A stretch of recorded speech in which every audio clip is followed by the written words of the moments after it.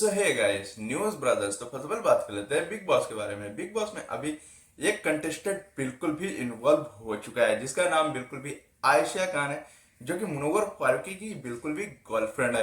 तो आप सभी को बता दें कि मुनव्वर फारूकी ने काफी ज्यादा वादे किए थे उस लड़की से, आयशा खान से, जिसकी वजह से मुनव्वर फारूकी के लिए वो बहुत ही ज्यादा एक्साइटमेंट तो नहीं कह सकते लेकिन बहुत ही ज्यादा दुख भरा तो कह ही सकते हैं। देखने को ये मिलेगा कि मनार चोपड़ा के साथ ज्यादा देखने को मिल सकते हैं या फिर आयशा खान के साथ देखने को मिल सकती है, क्योंकि आयशा खान बिल्कुल भी बहुत ही ज्यादा अपोजिट है, बहुत ही ज्यादा गुस्से में भी आई हुई थी। तो कह सकते हैं कि मुनव्वर फारूकी की मुश्किलें पड़ सकती है इस गेम को जीतने के लिए या फिर इस गेम को खेलने के लिए। फर्स्ट ऑफ ऑल बात कर लेते हैं जो कि बिल्कुल भी नॉमिनेशन चल रहा था। नॉमिनेशन में आपको सलमान भाई देखने को मिले होंगे, सलमान खान होस्ट करते हुए भी देखने को मिले थे, नील भट्ट, अभिषेक और विकी जैन और आपको खानजादी, ये चार लोग आपको देखने को मिले थे।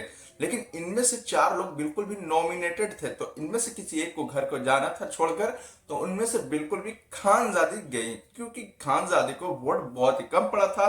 और खानजादी इस चीज को लिए दुख नहीं था उनको, क्योंकि वो बाहर जा रही थी तो उनको दुख जरा भी नहीं था, क्योंकि वो खुद भी पहले से भी जाना चाहती थी।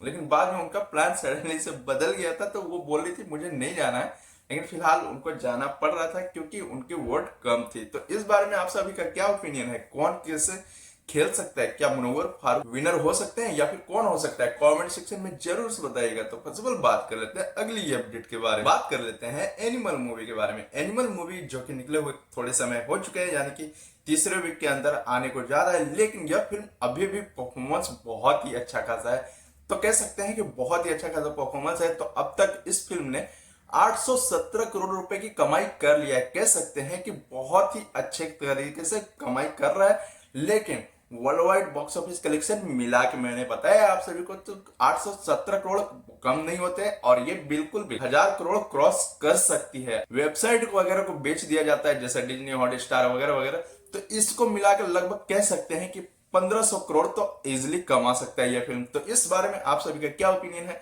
तो कमेंट सेक्शन में जरूर से बताइएगा।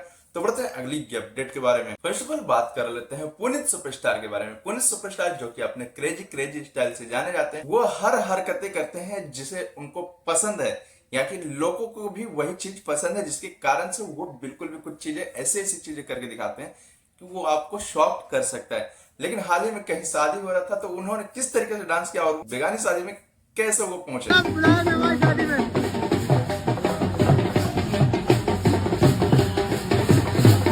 तो भाई क्या ही कह सकते हैं, यह है पुनीत सुपरस्टार जो कि कुछ भी क्रेजी कर सकते हैं आप सभी के लिए। तो इस बारे में आप सभी का क्या ओपिनियन है? वो सही करते हैं या गलत करते हैं? कमेंट सेक्शन में जरूर से बताइएगा। तो बढ़ते हैं अगली अपडेट के बारे में। फर्स्ट ऑफ ऑल बात कर लेते हैं मनोज देव के बारे में। मनोज देव बिल्कुल भी अभी इस वक्त इंडिया में नहीं है, जो कि अपने वाइफ के साथ बिल्कुल भी इंडोनेशिया गए हुए हैं, या फिर किसी काम से या फिर किसी वजह से तो गए ही हैं। लेकिन होता क्या है कि जिस रिजॉर्ट पे रुके हुए होते हैं, तो वहां पे बिल्कुल भी पार्टी शार्टियां होती रहती हैं। तो मनोज देव उस चीज को देखते हैं, वहां पे जाते हैं, लेकिन उस पार्टी में बिल्कुल भी उन्होंने खुद भी सॉन्ग गाने की कोशिश किया है। तो एक बार उनकी सॉन्ग भी जरूर से सुनिए, क्योंकि वो बिल्कुल भी टेक कैटेगरी के बंदे हैं, टेक से रिलेटेड वीडियो बनाते रहते हैं, लेकिन उन्होंने बिल्कुल भी सॉन्ग गाया। तो वो सॉन्ग किस तरीके से गाते हैं, वीडियो को एंड तक जरूर से देखिए।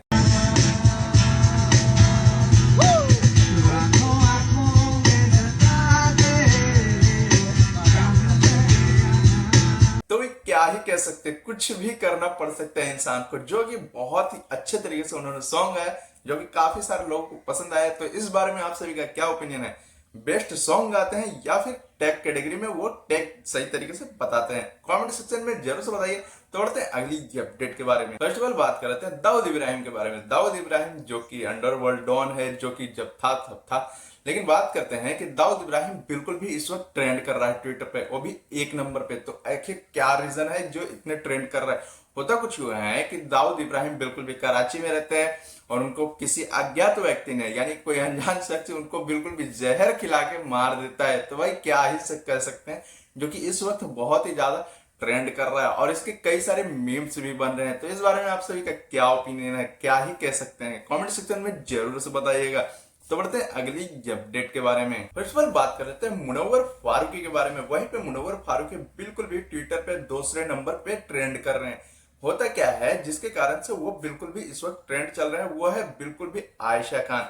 आयशा खान बिल्कुल भी वाइल्ड कार्ड एंट्री है इस वक्त बिग बॉस में, और वहां आने के बाद काफी सारे राज जो कि मुनव्वर फारूकी की खोल देती हैं, जिसके कारण से मुनव्वर फारूकी की जो मुश्किलें हैं वो बहुत ही ज्यादा बढ़ते हुए नजर आ रहा है।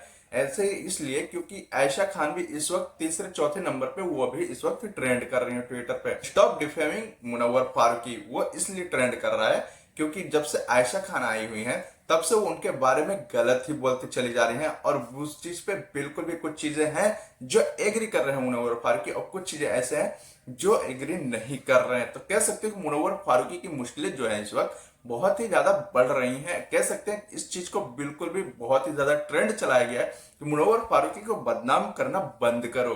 तो हाँ, ये वाकई में ऐसा लगता है क्योंकि उनके परफॉर्मेंस और उनकी इस वक्त जो चल रहा है गेमिंग के दौरान, उसे देखने के बाद ऐसा तो लग ही नहीं रहा है कि उन्होंने ऐसा कुछ किया होगा। तो इस बारे में आप सभी का क्या ओपिनियन है, कमेंट सेक्शन में जरूर से बताइएगा। तो बढ़ते हैं अगली अपडेट के बारे में। फर्स्ट ऑफ ऑल बात कर लेते हैं मोदी जी के बारे में। मोदी जी क्या होता है कि वो तमाम तरह के शहरों में जाते हैं, जैसे तमिलनाडु हो गया, हैदराबाद हो गया, चेन्नई हो गया, मतलब ऐसे ऐसे एरियाज में जाते हैं जहां उनको भाषण देना होता है। लेकिन होता क्या है, जब उत्तर प्रदेश हो गया, यूपी में मतलब कहीं भी भाषण दे दिए, और जहां पे जैसे कह सकते हैं एमपी हो गया, मतलब ऐसे कई सारी जगह पे हैं जहां पे वहां पे हिंदी तो बोली जाती है, लेकिन जहां पे हिंदी मोदी जी नहीं बोल सकते हैं, तो वहां पे बिल्कुल भी एआई के द्वारा बिल्कुल भी अपनी वॉइस को लोगों के पास पहुंचाने की कोशिश कर रहे थे। जबकि मैंने पहले भी बताया था कि एआई के द्वारा बिल्कुल भी बदलाव देखने को मिल सकता है हमारे भारत में, क्योंकि बिल्कुल भी उसी पे काम चल रहा है। क्योंकि एआई के द्वारा बिल्कुल भी लोगों के चेहरे तो बदल दे रहे हैं, लेकिन यहाँ पे सरकार ने बहुत सही तरीका और सही तरीके से फैसला भी लिया है कि बिल्कुल भी वो जो भी हिंदी में बोलेंगे एआई के द्वारा, यानी कि उस चीज को एक डिवाइस को बनाया गया है, वो डिवाइस बिल्कुल भी सामने वाले को उनकी लैंग्वेज में बताने की कोशिश करेगा। जो कि इस बारे में मोदी जी ने पहले भी यह बात बोली थी कि इसका सही इस्तेमाल होने चाहिए भारत देश में। तो इस बारे में आप सभी का क्या ओपिनियन है, कमेंट सेक्शन में जरूर से बताइएगा। तो बढ़ते हैं अगली की अपडेट के बारे में। आप सभी को पता होगा कि चैनल इस वक्त हमारा नया है और इस वक्त हमें सपोर्ट की बहुत ही ज्यादा जरूरत है। तो वो सपोर्ट आप कैसे कर सकते हैं? तो ज्यादा आपको कुछ नहीं करना है, वीडियो को लाइक करके चैनल को सब्सक्राइब जरूर से कर लेना है, जिससे कि मुझे सपोर्ट बहुत ही ज्यादा मिलता है। तो वीडियो को लाइक एंड चैनल को सब्सक्राइब और वीडियो को ज्यादा से ज्यादा शेयर जरूर से कीजिएगा। तब तक मिलते हैं अगली वीडियो।